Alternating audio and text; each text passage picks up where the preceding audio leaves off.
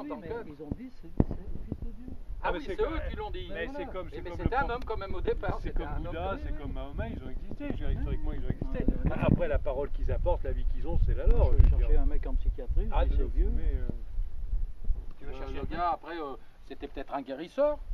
Tout à fait. Non, mais c'était quelqu'un qui avait certainement une vie exemplaire et qui avait, comment dirais-je, des idées sur la vie qu'on n'avait pas jusque-là. Mais c'était un révolutionnaire. Mais le truc. Non, mais non, révolutionnaire, pour moi, révolution, ça veut dire fatalement. Changement. Et puis violence. Moi, dans la révolution, il y a de la violence.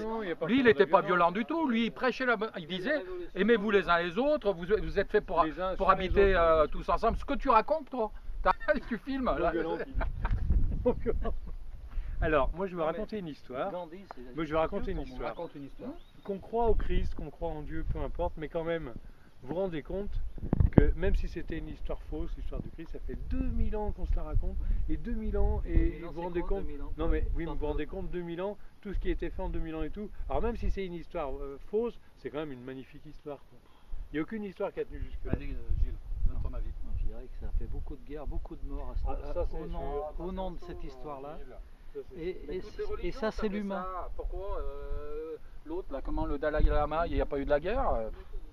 Pour moi, les religions, c'est l'opium du peuple, comme dirait l'autre, mais c'est aussi un truc pour cadrer les gens.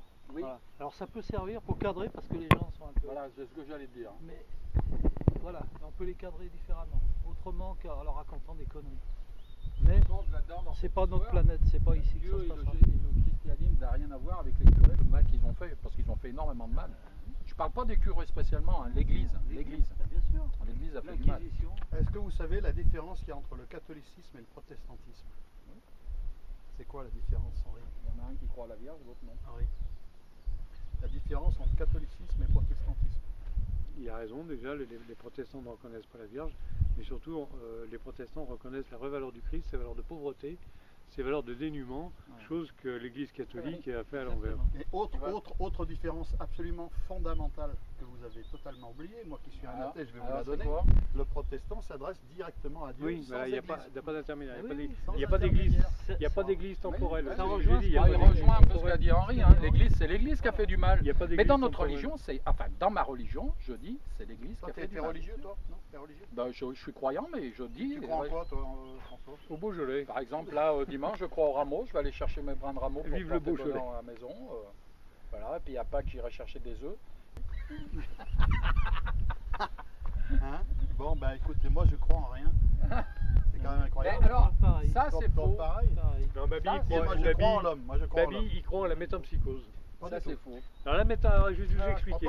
Ça c'est un mec qui croit, il dit, tu te rends compte, quand je vais être mort, alors là les emmerdements, je vais dire non c'est pas ça, quand je vais être mort, on va me transformer en quoi? En bois. Et après, en bois, on va me transformer en meuble. Alors, après en meuble, je vais durer longtemps, mais après en meuble, on va me transformer de nouveau en bois. En bois, après on va me brûler. Après on va me transformer en cendre. Avec les cendres, on va faire du papier. Après on va faire du papier cube. Et là, les emmerdements vont commencer. Et toi qui crois en l'homme, alors qu'est-ce que tu en penses depuis ta croyance en l'homme? T'es content? Alors, non, est-ce que tu... Vas-y. Je peux m'expliquer. Vous prenez un paquet de feuilles haut comme là, bon, vous enlevez les deux feuilles du dessus, c'est l'histoire de l'homme, bon, d'accord.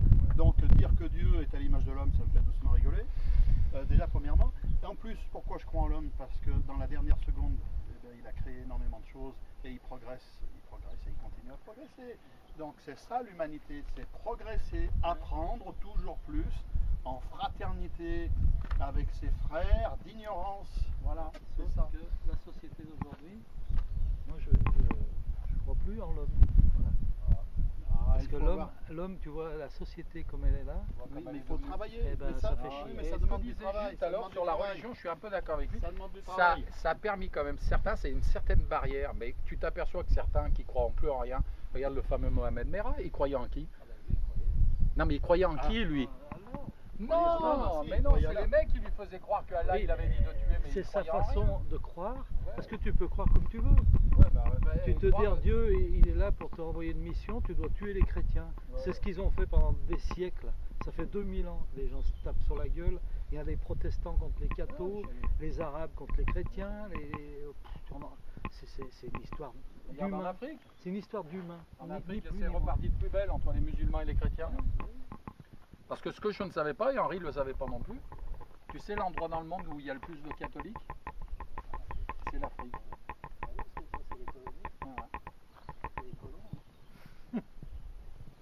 Bien, eh bien, je crois que c'était notre heure, notre demi-heure de philosophie. Tu veux que je t'envoie Dieu? Et d'ailleurs, vous pouvez observer que nous sommes au pied de la chapelle dédiée à Notre-Dame de la Salette. On peut observer par le trou de la porte.